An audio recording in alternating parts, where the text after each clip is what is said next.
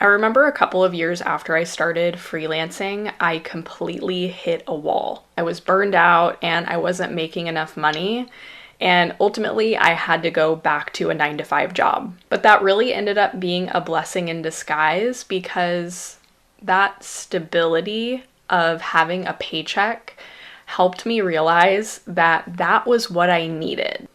Not the working for someone else part, but the stable income part. And it makes sense because your nervous system needs that stability. I mean, if you look at Maslow's hierarchy of needs, you've got, your basic needs there at the bottom. And in this world, if you don't have enough money, you're not going to eat, you're not going to have shelter. So that really is the missing link that a lot of freelancers end up missing.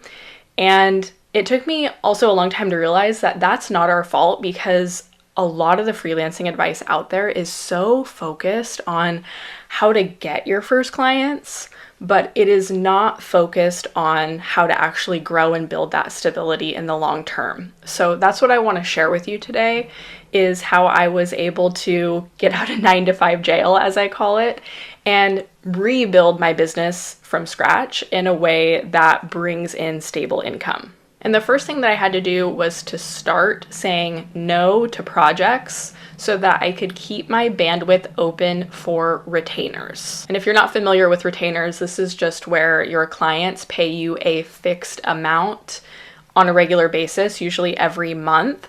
So you have that predictable income and you know exactly how much is going to be coming in. You also know how much energy is going to be needed to do your work and what your work days are going to look like.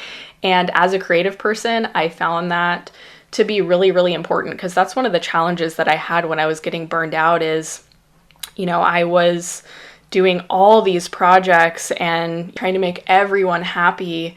And creatively, I was just stretched too thin. A lot of times when you get a huge project, it can be very creatively, energetically taxing, which actually is what happened to me when I got burned out is I had just done this huge project. It was my biggest project ever. And when I got to the end of it, I was like, oh my God, I don't even have energy to think about finding more clients. And I don't know where my next paycheck is going to come from. So it kind of creates this vicious cycle.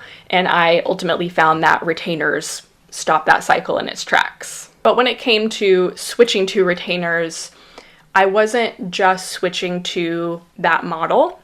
I was also getting very focused with it and saying, I'm going to offer this one type of retainer offer to this one type of client. And there's a couple layers to the reason for this. So the first reason is the same as why you would switch to retainers instead of projects, is that you have more focus. And being focused in this way is also really important for lead generation and how you get clients.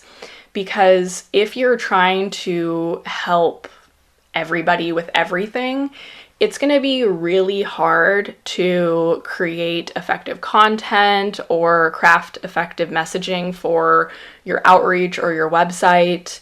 It just basically dilutes everything. There's this quote that I love, and I don't know who says it, but the quote is, if you try to talk to everyone or you try to speak to everyone, you speak to no one. And in 8 years of marketing, I've definitely found that to be true.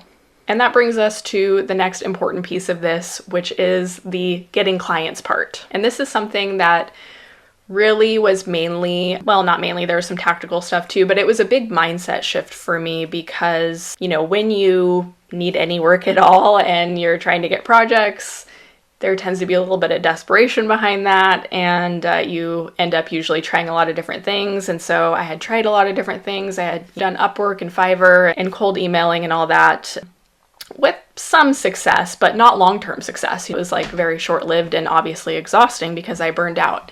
So the main shift that I had to make mindset-wise was that I am not looking to make money.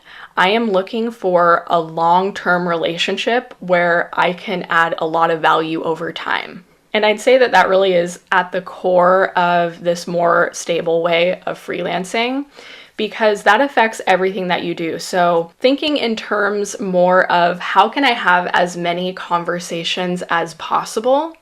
So whether that be through cold outreach or going on LinkedIn and, engaging with people, or even just networking and having conversations. You can be talking to people and, planting those seeds. And I mentioned cold outreach, so I wanted to touch on this for a second because I know this is a really popular method for getting clients, but it can easily be very cringy and kind of be antithetical, if that's a word. I think it's a word. Antithetical, like the opposite of what you're trying to go for with relationship building if you don't approach it correctly. First of all, when you are reaching out to clients, remember you're trying to build a relationship. So your ultimate goal is to get them onto a call where you have a conversation. Remember I said it's all about conversations. It all starts with a conversation.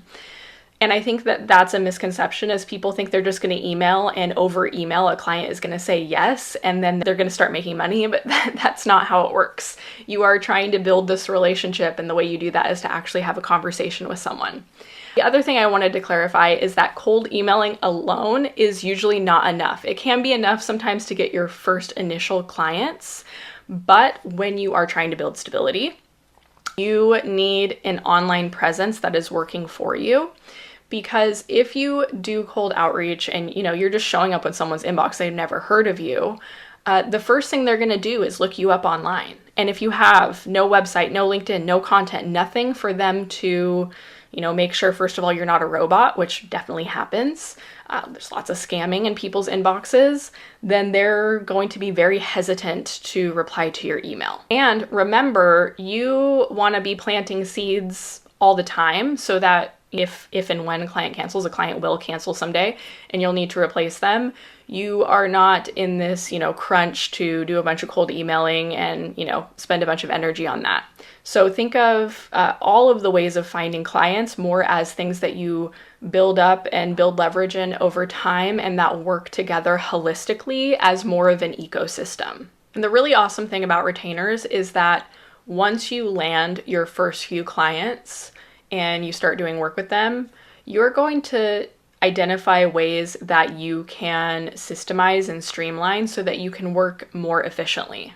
So systems are the third key here. And I know systems are not the sexiest, funnest thing to talk about, but when you are working with your first clients, you will see opportunities to create checklists or create templates, anything like that. You should always be looking for those opportunities, because anything that you can get out of your head and remove that, whether it be creative or operational intensity from, the smoother and easier your work days are going to be. And what I've noticed over the years is because you get more efficient at doing your work and you're really focused on one thing, as you systemize, your bandwidth increases, which is really awesome, because that's one way that you are able to make more money, is to take on more clients. But that should not be your only plan for growth. And when I say growth, that's actually a key part of stability, because if you think about it, inflation is real and cost of living goes up. So you need to have a plan to be giving yourself a raise, essentially. And that is ultimately the aim that you want to be going for, and that I ultimately have aimed for, is always looking for ways to add more perceived value so that you can raise your rates. And this tends to happen organically over time if you have the mindset of, I'm serving this client and how can I continue to help them? And maybe what new skills can you gain, or what can you learn from them to help them more in their business? That's definitely something that I've done over the years, and that's how I've been able to stay with my clients for years and years. The clients that I have now, I started out as their social media manager, but now I am their fractional marketing manager, which means that I'm basically their marketing manager, but I'm not an hourly employee. I'm still a contractor. I'm still a freelancer. And this has created stability for me in more than just the financial aspect, because as I've mentioned, I'm a creative person. I'm also a really fast learner and I get bored easily. So being able to create this different type of role for myself has been really creatively, energetically sustainable for me, because if I was just stuck doing the same thing, if I was just kind of stuck in that social media manager position and only doing that, I still do some of that, but I think if I was only doing that, I would feel a lot less fulfilled. So that is one aspect of stability that I think a lot of people don't talk about, but it's one that you really only unlock once you achieve the financial stability. So that's something to think about, though, is once you have financial stability, what does your ideal working relationship and workday look like? And this may change over time, but that's the beauty of this, is you can continue to refine and grow, especially when you're working one-on-one with the same clients and getting really quality feedback from them. So to wrap all this up into 4 steps that you can follow, firstly, you want to create your retainer offer that is designed to solve one specific problem for one type of client. Then you offer that to clients through inbound methods like LinkedIn or your website and any content you create, and outbound, whether that be some form of outreach or if ads are your thing, you could do that.